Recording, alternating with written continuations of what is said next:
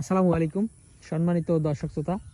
আজকে যেই ঘাসটি আপনাদেরকে দেখানো হচ্ছে এটি হলো ইন্দোনেশিয়ান স্মার্ট নেপিয়ার ঘাস।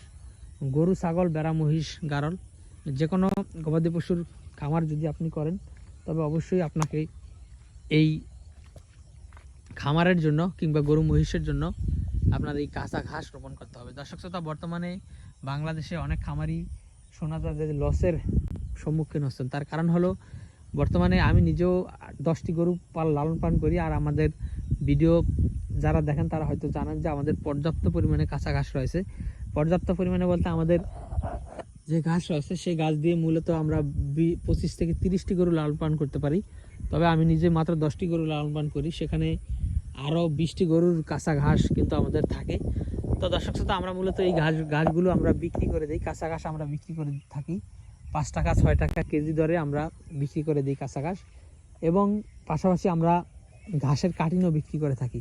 অর্থাৎ যারা ঘাস রোপণ করে অর্থাৎ তাদেরকে আমরা কাটিং পাঠিয়ে দিয়ে থাকি কুরিয়ারে, যার কারণে আমাদের পর্যাপ্ত পরিমাণে আমাদের যা লাগে তার থেকে 3 গুণ ঘাস আমাদের রয়েছে। সে কারণে আমরা যত ঘাস গরু খেতে পারে গরুকে দেই, বাকিটা আমরা কাঁচা ঘাস হিসেবে বিক্রি করি, এবং আর যেটা থাকে সেটা আমরা কাটিনের জন্য যেগুলো রাখি সেগুলো আবার আমরা কাটিং করেও বিক্রি করি। তো দর্শক শ্রোতা, আমি যেটা বলতে চাচ্ছি, আপনি খামার যদি করতে চান তবে অবশ্যই আপনার খামারে আপনি গরু মহিষ উঠানোর 2 থেকে 2.5 মাস আগে আপনার জমিতে আপনি ঘাস রোপণ করবেন। সেটা হতে পারে এই স্মার্ট নেপিয়ার ঘাস, সেটা হতে পারে জারা 1 হাইব্রিড ঘাস, সেটা হতে পারে আমেরিকান 5G গুয়াতিমালা ঘাস, সেটা হতে পারে জার্মান হোয়াইট এবং অজানা ঘাস, কিংবা সেটা হতে পারে নতুন জাতের আরেকটি ঘাস এসেছে সেটা হলো তাইওয়ান হাইব্রিড।